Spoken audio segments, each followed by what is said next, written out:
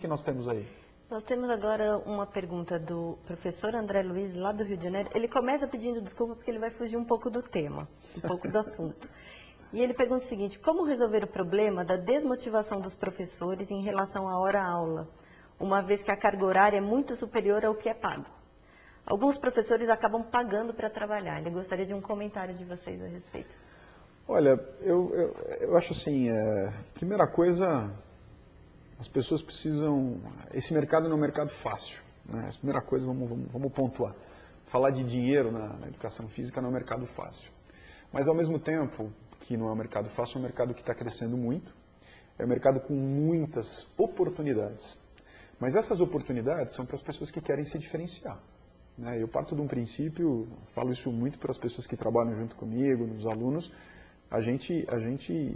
Você tem que sair da média, né? Costumo dizer o seguinte: a palavra medíocre, que é uma palavra grosseira, ela vem de média, né? Então a gente tem que sair dessa mediocridade, a gente tem que sair da média.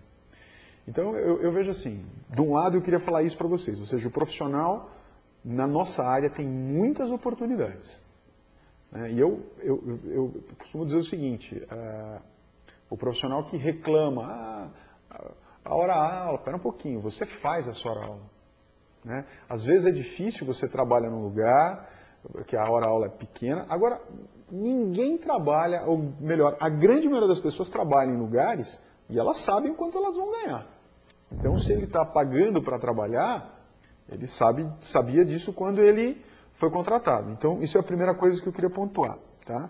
Então, ou seja, vamos pensar em como é que a gente pode valorizar a nossa hora-aula. Eu costumo sempre lembrar, no começo de carreira, né, isso aconteceu comigo, acontece com muita gente que eu converso. O que a gente faz quando a gente pega o primeiro emprego? Você pega o primeiro trabalho, você escolhe um lugar, arruma lá e você vai trabalhar. E aí você quer o quê? Aumentar o número de horas para ganhar mais. Até uma hora que você fala, não consigo trabalhar mais. Eu estou lotado de hora, mas você ganha pouco por hora. Então você chega em casa cansado, passa a semana, passa o mês... Você trabalha muito, porque você está ganhando pouco a hora, trabalha muito e ganha pouco dinheiro. O salário, entre aspas, acaba no dia 20, né? Dia 15, dia 20 e acabou.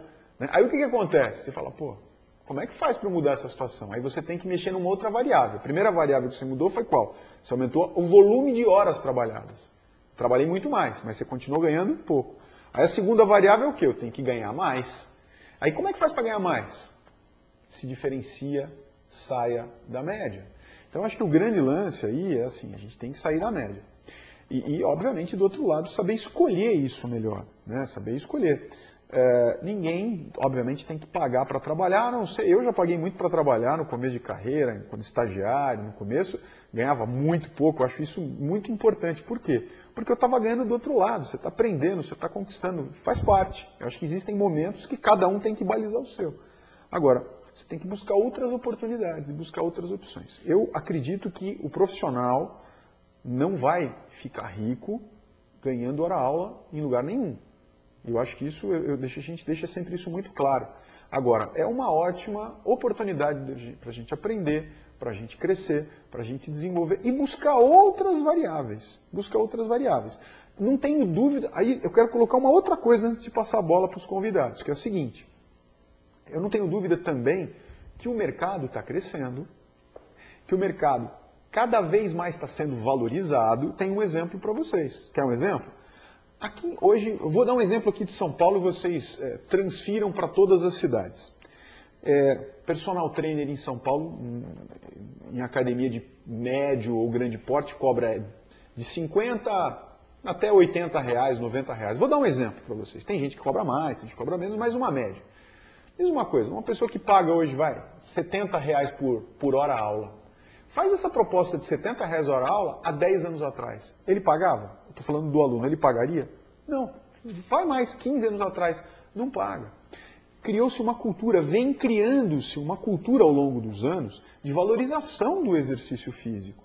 Isso cada vez mais vai acontecer. Então, os bons profissionais vão acabar sendo mais valorizados, porque o tempo está mostrando que essa evolução do mercado, essa evolução da consciência da população que quer consumir o exercício físico nas academias, no treinamento personalizado, nos clubes, nas clínicas, vai aumentando. Então as pessoas começam a separar um pouco mais do seu dinheiro do mês para investir nisso. Então a tendência é que esse serviço com o tempo seja mais valorizado, mas isso para os profissionais que saírem da média. Bom, o Fábio colocou muito bem essa história de sair da média, mas eu acho que a responsabilidade dos coordenadores é quantificar e qualificar esse professor, porque tem duas alternativas. Ou você vai subir a hora-aula desse professor porque ele realmente é bom, porque ele coloca aluno em sala, ou ele vai para uma concorrente direta ou para outra academia. Então, aí entra o papel do coordenador de valorizar esse funcionário e mostrar para os donos, para o dono ou para o acionista, que ele vale ganhar mais e ainda assim é uma vantagem ter esse cara, independente da hora-aula dele ser maior. A hora-aula pode ser, no caso de um professor de ginástica, pode ser dividida pelo número de participações que esse professor tem em sala. Né? Então, tem muitas formas de provar que essa pessoa precisa ser valorizada.